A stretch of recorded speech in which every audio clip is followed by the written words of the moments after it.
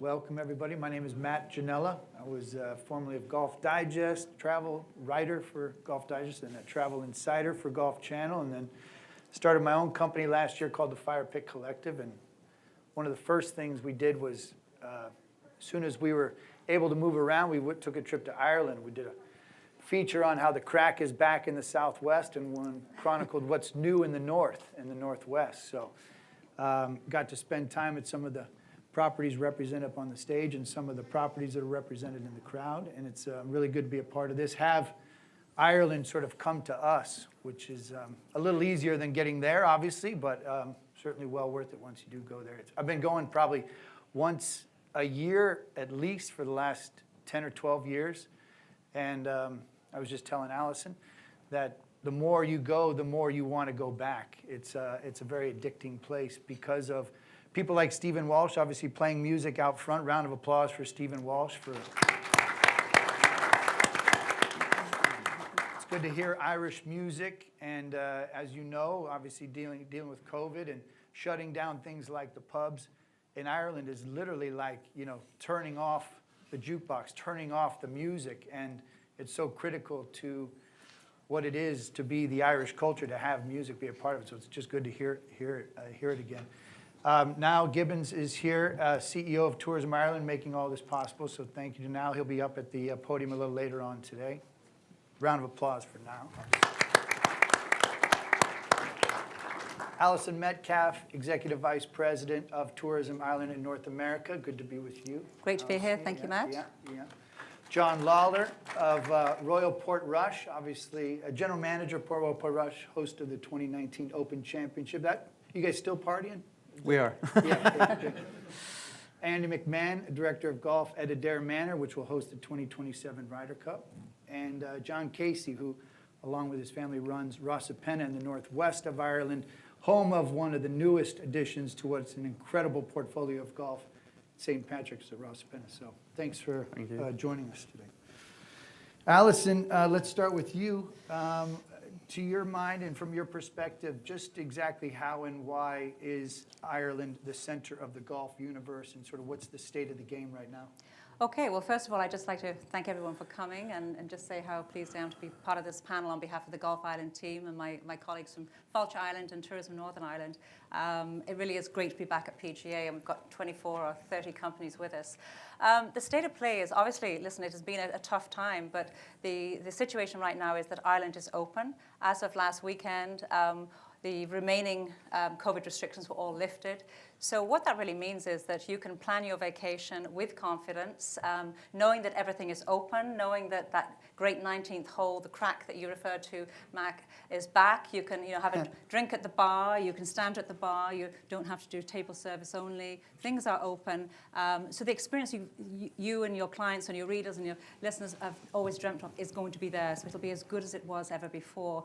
And the reason we've, I think, got to this stage is that Ireland has handled COVID, I think, pretty well. It's had some of the most draconian measures over the last 18 months. But the really important thing is that 92%, in fact, it might be even higher than that now, of the population are fully vaccinated. So it has the highest vaccination rate in Europe, and that's really made all of this possible. So Ireland is open. There's so much good news coming out of Ireland as far as the golfing scene is concerned, and you're going to hear a lot about that from our panelists. So we just cannot wait to welcome you all back and really roll out that green carpet and extend a big Céad Míle Fáilte. Ireland is back, and Ireland is offers a world-class golfing experience. I'm going to talk a lot more about that today. Yeah. Does it feel good to have that all back, considering all the momentum that you have with some of the great champions, the Irish Open, some of the great new properties, the restoration and revitalization of Adare Manor, like the Open coming to Portrush? Does it feel like, okay, let's get to business here? This is our time to shine. Absolutely, and I think we've had a lot of good news up, and particularly until up to 2019 when the Open went back to Royal Portrush. But there's so much good news coming out at the moment. I mean, obviously with the two big tournaments, there's a lot of pent-up demand at the moment. Obviously, for the last 2 years, people have been wanting to travel and haven't been able to travel. So we expect those people to start traveling in April this year. So apart from the great golf courses that are there, and we're home to third of the world's links courses. There's so many other things to do when you're in Ireland. So whether you want to, go and visit castles, have a great food experience, and do other activities, it really is the complete package. And during COVID, people have invested in their experiences, their products, their hotels, and you're going to hear about the investments in the golf courses. So they haven't been, doing nothing, laying out, just to make sure that the experiences are at the very best that they can be, and as authentic as they can be. And I think what we found from our research over the last couple of years is that people want to go back to familiar destinations. They want to go back to places where they feel there's a really, really warm welcome. And we think that Ireland obviously offers all of the ingredients to satisfy that ambition. So golf is a big part of it, but the US market is just so important. 2 million visitors almost visited Ireland in 2019. So our ambition right now at Tourism Ireland is to launch our new campaign, the Green Button campaign, which has a clear message. It's time to press the green button, whether you want to go golfing or whether you're going cycling or doing any other type of vacation. It's time to get back, and we at Tourism Ireland are ready to win business and help businesses drive bookings and revenues to businesses on the island of Ireland, so that we can begin to restart tourism and get back to the 2 million visitors over the next number of years. We don't expect that to happen this year, but we think it's going to be a strong enough year. Fingers crossed if all things go according to plan. Great, John. Obviously at Portrush, again, seriously, I can imagine it could not have gone any better in 2019 to have Shane Lowry do that. But just reflect on that first before we even get to the idea that now you're going to have it again in 2025. Are you guys still feeling a bit hungover over the idea that it went as well as it did?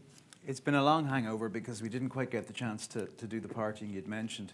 It's an extraordinary, when you think about this small corner of the world, held one of the biggest, not just golfing events, but sporting events, with 237,000 people, I think, coming. The feedback, I wasn't there at the time, was my predecessor Wilma was here, but the feedback was that it wasn't like a normal golf event, it was like a festival of golf, or even a sports festival. The town bought into it, the community bought into it. It was fantastic for Northern Ireland in terms of economically, over £100 million of direct benefit. So it was just a remarkable experience for everybody. The members are still talking about it. They want to be excited. They want to see people coming in.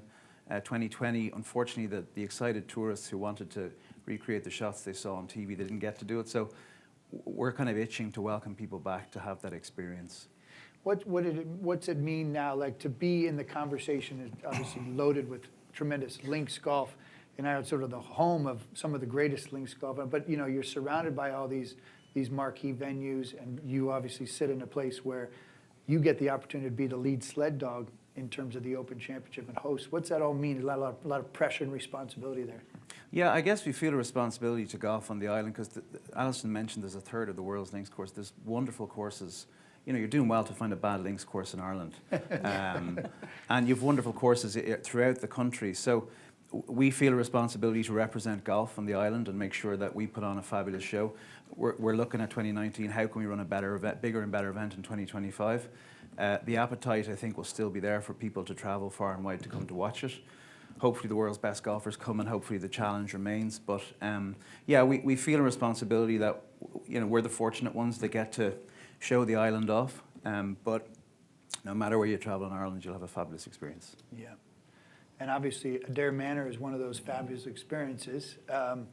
To me, and I'm not just saying this, but in all the places I've ever gone all over the world, I'm not sure you can get a better experience and service than what you get at Adare Manor. Not to mention one incredible golf experience as well. And now you've got the 2027 Ryder Cup. Andy McMahon, Director of Golf. What can we expect from Adare Manor as we approach the Ryder Cup? Yeah, well, we were very lucky to have a Robert Trent Jones senior course, a great footprint, and with our renovations, Tom Fazio came in and has taken it to another level. We are very, very proud of the conditioning. We are very different experience to the championship links that the country is famous for, but we think we offer an experience that is memorable and complements Ireland as a whole. Just talk about the experience in general. I mean, to live up to that level of expectation, knowing that you have this reputation of delivering that 5-star experience. How do you guys How do you stay on top? How do you sort of make sure that you manage that and continue to outperform yourself? We are very proud of our team. The Irish hospitality is second to none. We're obviously very, very proud of the 27 Ryder Cup, the 100th centenary, in fact, due to the change in dates, which is a great thing for Ireland. And we know that Ireland know how to host the party. If you're looking at the 2006 Ryder Cup at the K Club and how well that went and the heroes from Darren and so on, the big thing that we look at is the training of our team, the natural hospitality comes through, and we want that to shine through all the time. We don't want robots. We want that genuine, warm welcome that Ireland is famous for. Yeah. On the subject of champions, Alison, obviously, Rory, Paddy, Darren, Graham, Leona Maguire, the list, it's kind of amazing to think that this country is producing so many incredible champions. What is it? What is it about this pipeline of golfers that just continues to succeed at the highest levels? I think it must be something in the water or something in the air. Yeah, the she beans. She beans. Well, I think first of all, I mean, obviously we've got an incredible number of great golf courses, and I think if you think about it, I mean, we love all sports, I think, in Ireland, and so whether it's golf or whether it's Gaelic or rugby or whatever, I think we just love sports in general, and I think many people just have the opportunity to grow up playing golf. I mean, it's a very inclusive sport, and if you're a young girl or a young boy, you have an opportunity to play. I think we're really fortunate to have such an incredible lineup of great players on the tour right now. We've obviously there's been a historic, legacy of legends. I mean, many players that have come before the players that we're talking about right now that have been great ambassadors for the sport. Whether it's Joe Carr or Des Smith or Fred Daly or Eamon Darcy, playing on Ryder Cup teams, and Fred Daly winning the British Open or the Open Championship. So we've had that tradition. So we're just, I don't know, I mean, seeing is believing. You've got great courses and I think a great interest in playing sport. And like so many things, I think we just punch above our weight in golf as we do in many other areas. But it's I don't know, it's just a lot of people play and there's great courses and I would just invite people to go. Seeing is believing. Come and see those courses and see where some of the great tour players right now learnt their trade. And I think the women's game, and you talked about Leona, I mean, I think that's a really new story for us in Ireland. I mean, and I think the ladies' game. Obviously, there's a lot happening here with the LPGA. But Leona Maguire, just look at the contribution she made with the Solheim as a rookie to help the European team win, and Stephanie Meadows out there, and there are others. And I think they are already great ambassadors for the sport. I just noticed, and I was encouraged by the idea that in the U.S. we've really shifted our focus on the Grow the Game initiatives from the youngest ages, and all the different initiatives that are being put in place that are actually having great success. But I also did notice, happened to pop it through Lahinch. It was Ladies' Day across the street. There was a junior event happening with all girls, and I was talking to people, and it's an obvious focus in Ireland too, which I thought, wow, it's not just in the U.S. It seems obvious that you guys are focused in growing the game beyond just the major championship level or the men's game in general. Absolutely, and I think all of the clubs here will be able to talk to that. And I know we were talking, Johnny, about the youth program at Royal Portrush, and I think Charlene Reid is in the audience here. Just the size of the program you have there. I guess getting kids and getting people active, but golf is very accessible, and I think that accessibility in Ireland plays a big part in why you get a high level of engagement. Obviously, and we talked about it in the travel thing that I did, but the North and the Northwest, as the South has gotten so much exposure and a lot of play, the North and the Northwest is now, because of what's happening there in Port New, what's happening at Rosapenna, John Casey, got to be a lot of encouragement and excitement over the idea that there's going to be also a flood moving around the country now. It's not just going to be going to one particular area, and obviously St. Patrick's is going to be a big reason why. A Tom Doak new experience, a new golf course. Talk about why Tom Doak and sort of the first impressions people are having. We're absolutely delighted with obviously the Golf Magazine ranking that we got this November past. Obviously for ourselves at Rosapenna to be able to share a stage with Adare Manor and Royal Portrush. We know we've done something pretty unique up in Donegal. So again, with Gil Hans and Jim Wagner, who did the work in Portneuf, they've transformed Portneuf. It's absolutely stunning. And having the opportunity to work with Tom and bring him to Rosapenna and build St. Patrick's, we've known Tom since about 2008, 2009. He did a little bit of work on our old course. And I think when we had the opportunity to buy St. Patrick's, the land, in 2012, we kind of always knew it was going to be Tom.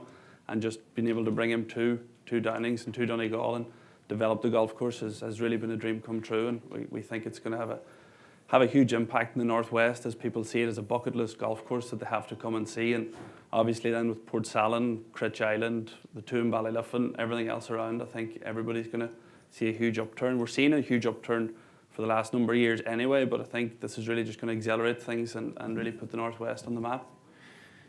Talk a little bit about working with Tom and whether or not you got the sense early on that he had a canvas in which he could really, if he was going to put something out there into the world and have it be compared and be in conversations with some of the other greats in Ireland, did you have the sense early on that he knew he had something special here? Yeah, definitely.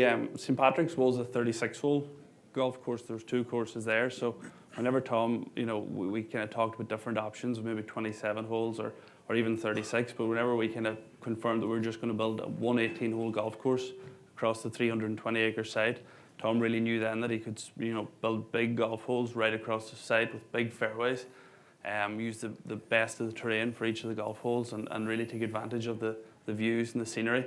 So you kind of get out to the coast on 4, 5, and 6, and then on the back nine, 14, 15, 16, and he's really made the best use of the land. So for ourselves, my brother Frank and I, getting to watch it happen and watch it unfold, and even all through COVID and in 2020 and early 21, watching the golf course finish and take shape was a dream come true, as I said. And some of Tom's one of the best, if not the best in the world, but because he hires the best, and the guys working for him were just really, really talented.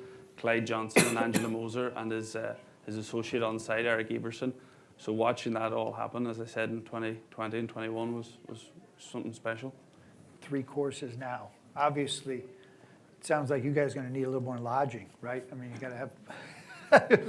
You need a bigger boat, right? Yeah. So, good luck with all that. Obviously, that's pretty exciting. Well, I'm going to turn the tables on Matt now. I don't think, Matt, we can have you sort of here talking to us about golf without us asking you a few questions, because you said you've been to Ireland a lot of times. So perhaps you might just share with everybody, what are your sort of favourite golfing experiences, and what do you think is the essence of a great golf vacation in Ireland? I mean, what's unique about it? I mean, for me, and you go around the country, and I would ask almost everywhere we went. I would say to people, what is the essence of Ireland? Why are you so proud of it? What do people get here that they don't get everywhere else? And the answer to the question is the people. So there's a lot of people in this crowd that represent the people, but I think I said the only thing they really take seriously in Ireland is making sure that you have an incredible time and that that they share this experience and that you'd want to come back. And you feel that energy and enthusiasm. It comes out in almost every experience you have, whether that's a meal or a round of golf or just pulling up into a pub and hearing as I said, it's really about the sounds and the experiences you have. I always said I also love good stories. My job is to be a storyteller. And I said, if you're a storyteller, then you're going to love Ireland, because it's just a bunch of story. You're surrounded by storytellers. Everybody in Ireland can tell a good story. And they tell them through, they can tell a good story. They sing they tell them through their songs or what have you. But so the people, the storytelling, you find yourself in a pub or on a golf course, the laughter. There's just so much, again, they're so willing to poke fun at themselves or someone around them. No one takes anything seriously. So if you think you've got a big head or a big ego, just go to Ireland and you're coming down a few notches, like right out of the gate. I mean, they'll feast upon anybody who thinks they got a big ego. And it's and I have a little Irish in me. But each time I go back, I feel like I have more and more Irish. I mean, it really is a home away from home experience. And the minute you head for the airport to go home, you're feeling like, is there any way I can extend this trip just a little bit longer? And I also think there's also something very refreshing over the fact that everybody seems to be pulling for everybody. You know, that there's a group camaraderie to the experience that, you know, and I've always loved Lahinch, but Waterville to me is a very spiritual experience, an incredible history there. And you go up to Port Stewart and Portrush, you know, Harbor Bar, the whole, you know, the town there of Portrush. And, you know, J.P. McManus grew up outside the gates of Adare Manor. You know, he said he could never have possibly ever dreamed to be successful enough to actually, you know, to get through the gates of Adare Manor, one thing. Now he owns it. And what he does now, what that investment he's made to Adare Manor, now getting the Ryder Cup, the ripple effect of that, Portrush getting the Open, and then, you know, having that, talk about a story. I mean, Shane Lowry, and then, you know, the Casey family doing what you got. I mean, this is, you know, Jerry Maguire and obviously Karn and the rally behind what truly is one of the greatest hidden gems. Ardglass, Paul Vaughan in the back. Ardglass, to me, you go to Ardglass, and there's magic in that land. There's, you know, there's magic in the people, and there's a pride about what they're presenting to you. And I just think it's an addictive experience. So it's not something you get everywhere you go. So it stands out. And for me, again, going place to place, country to country, course to course, resort to resort, if I'm going anywhere, I'm going to Ireland. My name is Niall Gibbons. I'm the Chief Executive of Tourism Ireland. I've got the best job in the world. My job is to promote Ireland on the global stage for holidays. So it's great listening to these debates, really, you know. I love Matt's description of golf as an addictive experience because it really puts it in the spot. Ireland actually has more golf courses per head of population than any other country in the world. And you were asking earlier on why we've produced so many winners. In my own experience, I think it's rooted in a family tradition. And funny, when you mentioned that competition, I played in Waterville the week after that parent and child one. And there were people from there, some global leaders, some former prime ministers of Ireland played in that. And it was actually just rooted in the family tradition of the father-son or father-daughter going to a place in the remotest part of Ireland, in the most beautiful part, one of the most beautiful parts of Ireland, to play a round of golf with their child. And I think that's part of the tradition that has brought Ireland onto the global stage and made it such an addiction, a good addiction. But it's amazing to think that in the next number of years, the next 5 years even, for John and Andy, you know, we've got the Open and the Ryder Cup going to be held in Ireland. You know, it's an incredible, and well done to the two of you for the great job you've done and what you're going to do, I know, you know, in helping to maintain our presence on the world stage. And for John and Ballyliffin and all the other great courses around Ireland. I mean, there are so many opportunities to play golf. You know, it's the trophy courses are there, but there's so many other courses as well. And for the person that asked about the weather, I know you'll find this very hard to believe. I have played golf every single week since last September, and it didn't rain once. It's been a good winter, but the golf has got no better, I'm afraid. But I just want to say to Alison Metcalf here and the team in Tourism Ireland who are here today, Dana, Paul, Ruth, and all the team from New York and around the globe. They do a great job, and thank you to Alison and the colleagues in Fáilte Ireland and Tourism Northern Ireland as well for helping put us on the map. To all the people from the golf industry in Ireland here, the operators, the courses, thank you for the amazing job you do in looking after all the visitors when they get there, because the feedback is absolutely sensational. I mean, it makes our job so much easier. And to all of you who have not been to Ireland, we look forward to welcoming you with open arms. And that's our message, really. We can't wait to see you. And for those who have been, we look forward to welcoming you back. And it's not just about the golf, it is the 19th hole. And we're going to experience the 19th hole out here. I hope you can stay and join in the conversations and join the conversation on social media. And our stand downstairs, 3973, if you get a chance to say hello, I'll be around tomorrow as well. So thank you very much for all your support. Matt, thanks for chairing today. And look forward to seeing you back in Ireland. Look forward to seeing you all back very soon. Thank you very much.